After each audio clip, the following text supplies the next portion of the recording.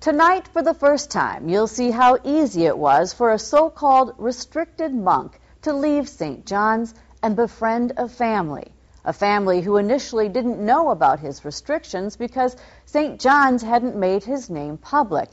That is, until the Fox 9 investigators started asking questions.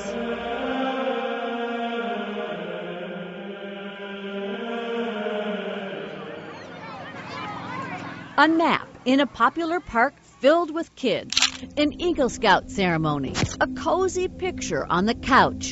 Brother Jim Phillips has worked his way into the lives of a metro area family. I knew that something should be done because I didn't want these children to be hurt by this man in any way.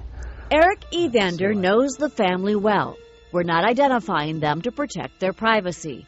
He's worried about Brother Jim Phillips' relationship with a woman in the family because it gives Phillips access to her grandchildren, including a boy with autism.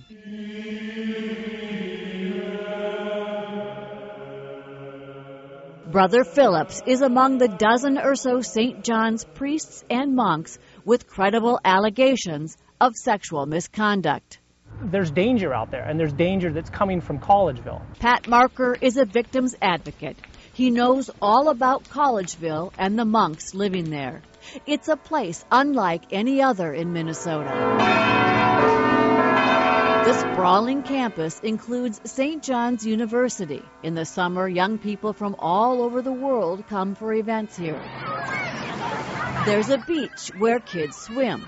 St. John's Prep School, where teenage boys live in a dorm.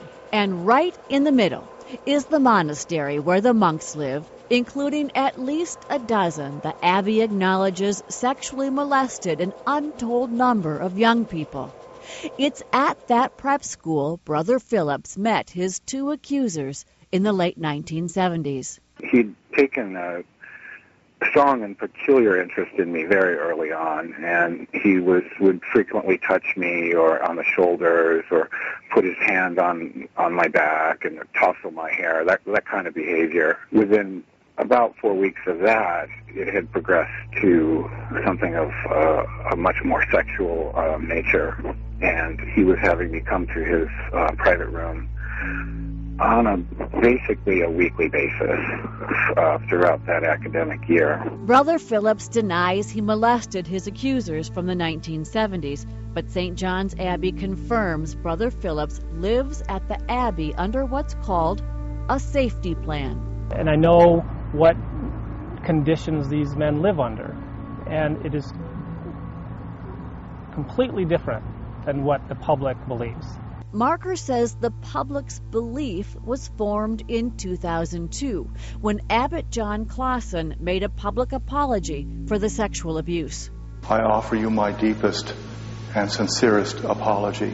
Clausen said the restricted monks would not be allowed to have unsupervised social contact with young persons, and that monks under restrictions could not travel without his permission. Abbott Clausen said that they would be on restriction. To me, that means that they would be restricted to monastic grounds. But the Fox 9 investigators have learned the so-called restrictions do not keep the monks on the grounds. The safety plans allow them unescorted trips off campus. The restrictions that they're under allow a man like Brother Jim Phillips to go to a restaurant, to go to a home, to visit with kids and grandkids, and while he's been removed from ministry and he's been restricted in some ways,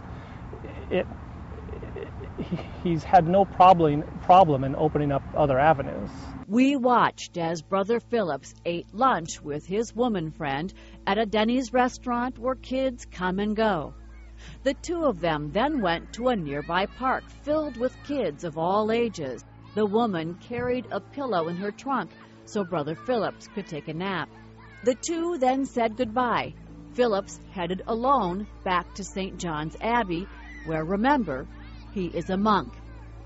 A man who's taken a vow of chastity, a man who the Abbott removed from public ministry after Andrew's allegations came to his attention in 2002. He should not be unaccompanied anywhere outside of the monastery. Butler is stunned the monks have so much freedom. He provided the Fox 9 investigators with an email exchange he had with Abbott Clausen in 2007. The Abbot said Butler's claims of abuse were valid and that Phillips' safety plan puts in place safeguards against further sexual abuse or exploitation. Well, it doesn't sound like there's any kind of meaningful safety plan in place. And there is more. In June, the daughter of the woman contacted Abbott Clausen to complain about his contact with their family. The woman says she asked the Abbot to keep her name confidential, but he didn't. He revealed who this person was that had called the monastery. And that has caused some very deep wounds in this particular family, wounds that may not ever be healed. Evander is a man of deep faith and a graduate of St. John's University. The place is beautiful. There are wonderful people there. There are good monks, good priests, good professors, and great students there. But there's this blight on the campus that doesn't seem to ever go away. He agreed to talk to the Fox 9 investigators because of how Abbott Clausen responded to the family's concerns. It would seem that nothing has changed really since 2002. Given the treatment of this person who called the monastery and was looking for some sort of help on this. Instead, it seems like the monk was protected, and that's not really what you would expect. Not only did the abbot reveal who called to complain, he did not demand Phillips stop seeing the woman. He said this in a voicemail to the woman's daughter. What I did in my conversation with Brother Jim was I expressed your concern to him regarding the intrusiveness of his relationship with your mother, and I asked him that he not be with her except in the presence of a monk, another monk. I hope that I didn't err and cause undue anxiety or inappropriateness or difficulty for you. Marker says he also talked to the abbot about the family's concerns. I told him that one of his members was befriending a family that had a young boy. The family was worried about it. I said that was not restriction, and he claimed, well, it is restriction, but it's not. I mean, he waffled on his answer, as he has since the whole abuse scandal broke under his watch in 2002. None of the restricted monks, including Phillips, ever faced criminal charges because the statute of limitations had run out.